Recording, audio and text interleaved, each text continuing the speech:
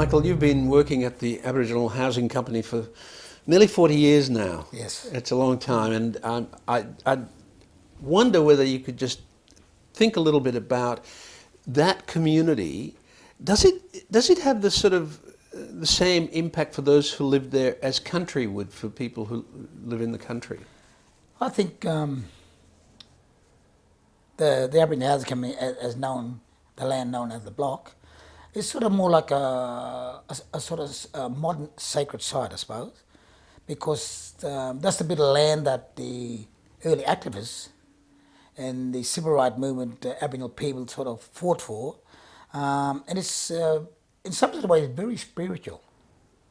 But as you know, we went through a very vicious cycle. It's been a long, long journey, and we got caught in that vicious cycle of crime, alcohol, and drugs. And I believe that, like you go back in the olden days, where our people used to travel around the circle. They used to go to different water holes, just say around the state in New South Wales. So, and what they do, they go to a certain water hole when they know that the water is getting low and the food is getting a bit scarce, so they travel. And by the time they get back to the main watering hole, well, I believe then the water's starting to flow much freely, and then you got the food getting more better. So I believe that the block itself, I believe that was the main watering hole for Aboriginal people that come to Sydney. And as you know, I talk about that vicious cycle of the drug, crime, and alcohol. And now people are caught up in the welfare mentality too. And you got to realise too, the government put our people in that predicament. So that watering hole became stagnant. And then it was time for us to clean it out. So, yeah, it's just been a long, long journey. Well, you've been on that journey for a long time. In your experience, how difficult is it now for the young men in that community to grow up with the right kind of values? Well, yes. Well, I mean, it's such a vicious cycle over the last few years. As I was just saying, a lot of our people are caught in that vicious cycle of drugs, crime, and alcohol. And I think welfare is crucified people. Not only have people a lot of different other nationalities, because welfare is sort of poison your mind, and you depend on the government. And it just created a vicious cycle. A lot of young people now that was at the present moment there's certain there's certain leaders, I suppose, that they can look up to, but then the leaders that just show resentment and hate. The people that they look up to, are they the sort of people that they should look up to? Well, I think it's all depends what seed planted in their mind. You get the good parents that put the good seed in, and then that child will carry on, make sure that in the future that they on the right track. But then you get some children that get that bad seed planted, like resentment, hate, dwelling on the past, and just shows so much resentment in life. So it's a difference. It's all depend on the parents and the leader that they sort of look up to. It wasn't always like that, though, was it? No. When we first come to Sydney, and I come down in the mid-60s, and seriously, very naive about the fast lane or the political side of things. And I used to see our Aboriginal people out there marching, protesting. And I used to say to myself, gee, I wouldn't get out there. I would not get out there and march. But not until you and the only way I sort of understood why they were doing it, that I started working for the company. And when I first started the company, I was just a painter. And before I come to where I am like the CEO. And then once you get an Aboriginal organisation and you see the reason why our people out there marching, it's really for the respect that should be given to them. And then I sort of think, oh, well, gee, now I know why they're out there marching. Because I was very in denial when I first come to Sydney. But then when you work for Aboriginal organisation, then you realise why they're out there, protesting and marching. Do you feel yourself that you're some kind of a role model, especially now that you're in this sort of position? Well, I believe I'm a good person. My principle, my vision, my principle in life is, as you know, for the block, is to pave the way, build a good, strong platform for the next generation of children. I believe with Aboriginal people, we're going to stand and be counted for. And I believe that, we should not dwell on the past, because the past is already in us. I think it's time to think about the present, think about the future. And like I'm there. I'm there doing like I believe I'm doing a good thing in our community. I got crucified, criticized, condemned for what I believe was right in life. I know we made a very tough decision of putting the blame back on our own people for that vicious cycle that would cause it too. And I suppose you cannot blame the people for being in a predicament, but um, it's just a. It was just a long journey and very vicious, but I think we're at the stage now. It's time to think about the present and look toward the future. What sort of people have you in the past or in the present? What sort of people do you look up to? Well, of course, I look up to my elders, and I believe the elders is. Sometimes people believe they're elders because they're at a certain age, but I believe elders is a person that the community respect and look up to. Now, my parents, of course, dad, and then there's a couple of my elders. When I was a young kid, my really young kid, back up home, a lot of our people were still tribal, you know, and and in them days, respect was unbelievable. If you don't show respect to your parents or show respect to your elders, you get smacked in the face. So I think that's why I got a bit of a cultural input in me. And then when I come down here to Sydney, I sort of can balance the issue of the old way and the new way. So yeah, I mean, Charles Perkins, he inspired me because of stand up what he believed in. He had that fire in his guts, and because I met Charlie like sort of later down the track when I was got involved with the company, and yeah, so he's a really strong role model for me I look up to. And there was another guy that I got a lot of respect for now. He was one of the early activists that fought, in the early days, and it was such a blessing that he was the quality chief. He wasn't the guy who got out and mouthed off, and but he was doing all the heavy work, like with that 10 embassy. He was one of the first guys that set up the 10 embassy, and the first 10 embassy they had an umbrella. So he was the guy that, well, probably about, I forget how many years ago now, but this guy, he was in the block over in the park sitting there drinking. Now, from that day to this, I wouldn't know what he would have said to me, but I wasn't at the office one day and he walked upstairs, and my sister and my general manager Lani Tuabagi was sitting there, and he said, "Where's Mickey?" But when he walked in, he was carrying an Aboriginal flag, you know. And he said, give this to Mickey. And then he walked downstairs, he went across to the park, sat there, had a heart attack, but he died. So, to get a flag, Aboriginal flag, kept passed on from one of the early activists, I believe, I wouldn't know from that day just what he would have said to me, but I believe Mickey, carrying the fight or carrying the journey. And, yeah. You're saying you came to Sydney in the mid-60s. Tell us a bit about your formative years and your family background and what sort of values you grew up with. Well, pretty good values I grew up with. As you know, my family, the Mundine family, very strong, stick to the principle, very hard workers. A lot of my dad and a lot of my uncles and cousins, they all worked on the asbestos mine up there. I did too, me and brother Tony. And, the value of like in the early days was like caring and sharing.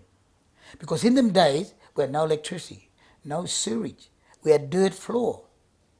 But we had a roof over it and we were happy. We were content with what we had. This day and age, everybody wants the modern type thing. But when you experienced we call it the Guriaba Day, that's way back. When you experience that, or how tough it was, you get more satisfaction of of it. So I really experienced a really good time and caring and sharing.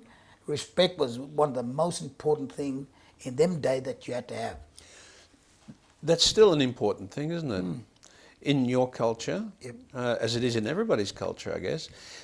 To what extent do you think around you in Redfern, in the community, to what extent is that still valued? Oh, look, respect is, I believe, one of the most important thing in life. But I must say, and I'm not sort of covering up for anything, but I believe that our people got caught up in that welfare mentality. And seriously, the government got a lot to blame for this.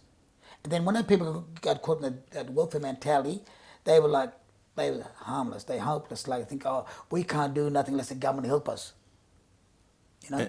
And that's a negative, you think? That's a negative thing, you know. Yeah. It's really a negative thing. But I think now we're in the new millennium. It's the present and the future now we to start looking at. And I think that's why we made a stand on the block and said to our people, we blamed our people for caught in that vicious cycle. You part of it. Enough's enough. So we're to stand up with Aboriginal people saying no more. You know, that's where we are today. What's the biggest challenge you face there? Well, I suppose the biggest challenge, Yes. biggest challenge is the government. Yeah. Really, the government. Now, I've been there that long. In my heart, mind, I believe the government was trying to crucify the community. And as you know, we got land as prime real estate. And I believe in the past that the government was trying to crucify us to make it look that disadvantaged, you know, that they wanted the land because you know, we just on the fringe of the CBD, right next to the second biggest station in the CBD, and we know the city got to expand. The city got to expand. So we were really crucified in the past. We were really crucified, I believe. Do you feel safer now? Well, I think the reason why we are safer because we start standing up and be accountable. We stand up at the Aboriginal people and saying no more. You know, if we were to go ahead and we'd to stand up and do it ourselves, because you're never going to get help from the government. You know, self-determination, economic, we're going to do it ourselves. We had a big, massive project getting built, the Pemoi project. And I believe if we don't stand up, be accountable and do it ourselves, we're never going to get there. How do you reconcile, or not reconcile, but how do you balance what is a very demanding job with your private life? How do you balance that? How can you balance? It's a very demanding job because you get crucified by everyone. Young people, government, all the negative people, the radical people. And you got to balance the issue, of course. You got to take the good with the bad. And I believe with the government problem too, they don't look at the grassroots issue. You know? Because if you look at the grassroots issue and you got the government, but then you can balance everything. So it's really a catch-22 whichever way you look at it. But I believe you can start balancing the thing. But I think the most important thing how you get that is respecting one another. That's like this new commander we got there, Luke Frudenstein. What he done when he first came to Redfern? He came to the Aboriginal organisation and said, what is the problem? How can we solve the problem? What is the problem? So he came from his level down the grassroots level and he said, what is the problem? And that's respect. And now you take a look at Redfern. The Aboriginal issue with the police and the Aboriginal people is 100% better as it was in the past because the respect of one another. And no, it's not only the police, too, a lot of the non-Indigenous organisation, you know? Even the Indigenous people, non-Indigenous people that live in around that area. Respect is unbelievable, you know? That's what it's all about, is respect. Do you think that's going some way towards solving some of the problems with drugs and alcohol? Look, let's face reality. I think we all know that drug is a sickness. It's a mental sickness. And that's how they get caught up in the vicious cycle, you know? And I think sometimes why they get caught up in the drug-related issue is that it's sort of, sometimes they can't not respect themselves. And there's nowhere for them to go, you know? They come to that crossroad and they take the wrong track, you know? And that's why I think a lot of them get on drugs and end up caught up in that vicious cycle of going into institutions, like into jail. And when they keep going back in and out of there, they get institutionalized. It's just really a sickness. So, you know, it's, yeah. Going back to your own life, your own family life, you have such a big job. Do you have time for a family life? Oh yeah, my family around me all the time. My brother's down here, My brother's down here living. I got my children, my grandkids, my great grandkids I got now. So my family around me all the time, you know, and that's the most important thing, you know. You respect your family too. You gotta look after your children. I mean, I think that's where the main problem. Where I know a lot of people say when they go to jail, "Oh, you're a man. You're not a man till you go to jail." Hey, that's where you get away from your responsibility. You get in there. What about your children? What about your wife and your children? They're in prison because there's no one there to help them.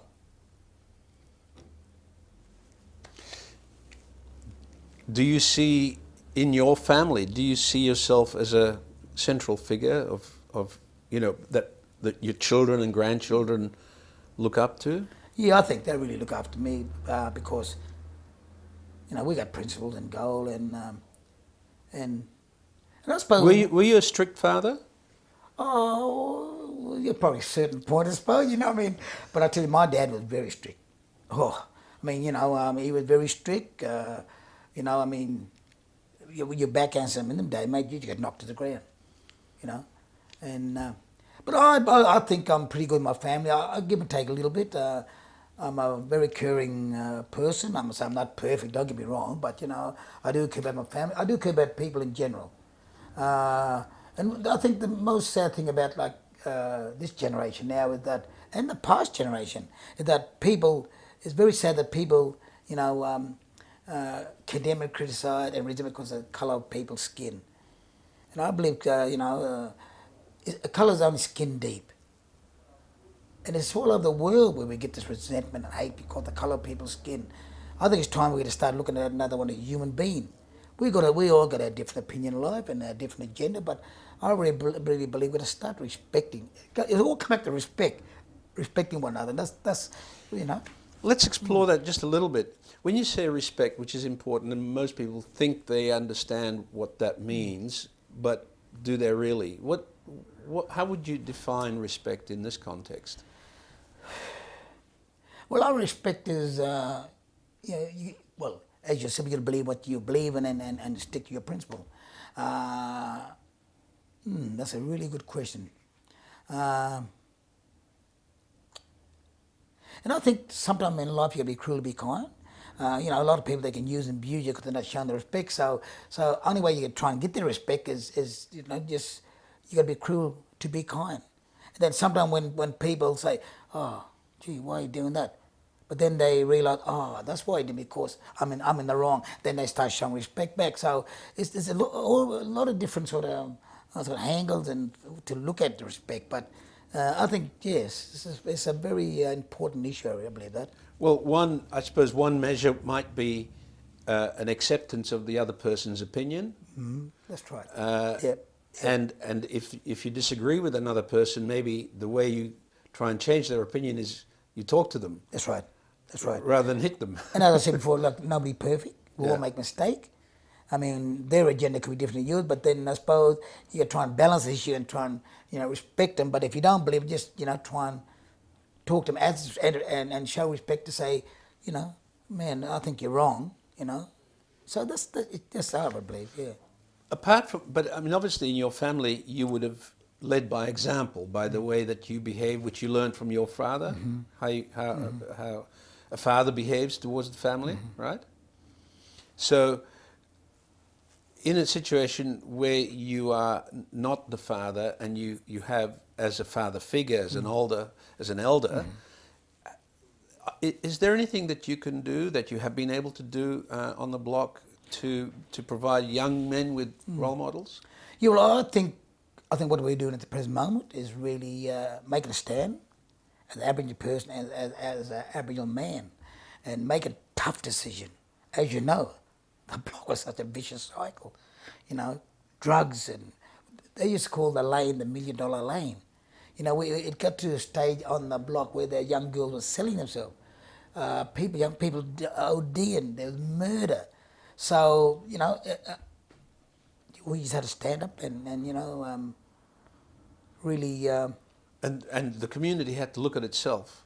Yeah, well, as I said before, we had to blame our people for doing the wrong thing. They blame everybody else. They blame the non-Indigenous people. They blame the police. But hey, we had to make a chance to listen. Look at your own self. Of course, we get condemned and criticised for it, but, you know, um, it would really have people doing the wrong thing in that community too. And as I said, they got caught in that vicious cycle of, and I think what the cycle I'm talking about is that they were caught in that cycle, and what they had to do is step outside it and look back and see what was going wrong. But they couldn't. So we had to do it as Aboriginal, working for the Aboriginal Housing Company, and the Aboriginal man, I had to say, well, look, you know, I was outside the circle, I had to and said, this is what's happening. And you just had to tell them the truth of what was happening. So it seems to me that it's called the Aboriginal Housing Company, but it has a much bigger role than the housing, than the title suggests. Yes. I mean, the Aboriginal Housing Company is for housing, but we became, from the past to the present, like a one-stop shop. Because as you know, as I said, it's like the main watering hole. People come to Redfern, oh, let's go to the housing company. So we were sort of telling them where to go, look for health, housing, what else, legal side of thing. Every sort of issue, we should tell them where to go and what to do. So we were sort of more like a one-stop shop. And I think that's why it's like the main watering hole. As But I it's said, still a community centre. yeah. Yeah. Well, well, I suppose, in some sort of way, it's like a one-stop shop. It was like I suppose in some sort of way you call it a way, but we have got a community centre that's built right next to the block, thanks to the City of Sydney. So, yeah, you could probably call it. Part of it. Part of it, yeah. Do you think that urban Aboriginals have a harder time, or do the people in the missions have a harder time? Or is it equally hard, just different? I think it's equally hard. It's just different. I mean, a lot of the remote areas, you know, they're still in a disadvantaged sort of way of living, you know. As you know, housing, health, everything. And even like with the urban type of Aboriginal people, they still find it very hard because of a lot of racism. And a lot of them can't get houses through private real estate because of who they are. So, you know, it's pretty, I suppose, yeah, it's pretty similar, I reckon. Yeah. It's hard life either way. Yeah, I believe. To you, because you've almost made your life out of this job, Yes. do you, do you feel that has it fulfilled something in you? Well, I really feel it. See, in 1974, I used to be a truck driver, and my brother Tony was working on the block. You know, the housing company. Yeah, everybody knows the block. You know what I mean? So, and please don't ask me how they got the word block. And he said, "Brother, come and get a job." I think, "Oh, gee, what am I going to do there?" So I got a job as a painter. I painted for about maybe 3 to 4 years as a painter, and in them days we had a lot of tradesmen, and we had a lot of apprenticeship workers. So then I became the foreman. I don't know if it's because the way I speak or big mouth, you want to say, I don't know what anyway, but I became a foreman. No skills, no experience, you know. Then a few years later, the old guy that was the office manager, Doug Hill, he left. Then they asked me to be the office manager. Now, I don't know if that's my destiny in life, but I had no skill of administration. Really, you know, I'm not what's called dumb, of course, but, and then the CEO or the company secretary was working there, Richard Pacey. He said, "Mickey, I'm going home to Kempsey to live." God, well, that's what hit me, like you know, so like a brick hit me in the right bang. I think, I said, I can't run a company. I can't run a company. He said, "You can." Anyway, I suppose the board of directors had faith in me then. Well, I'm still there today, so. So you feel that, but do you feel satisfaction? Do you has it given you satisfaction? Do you have time to even think about that? Well, when you think back, and I think, gee, look at what we achieved. But I think the satisfaction not completed, or the journey not ended, until I developed the new Pemway project. Spiritually, I must say, spiritually, it guided me. It has guided me. Because the decision that I was going to make, but I wanted my internal inner being feeling, if it was good or bad. If I felt it was bad, I wouldn't make the decision. I wouldn't go along the decision. So spiritually, it guided me all the way, and thanks to the Lord, that I believe that sort of helped me along the way. Maybe could my spiritual ancestors. But I mean, they guided me. I've been guided. I really believe I'm guided. I believe this is my destiny in life, and I believe, so. But you didn't then. You didn't believe this was your destiny at the beginning. No way in the world, no way.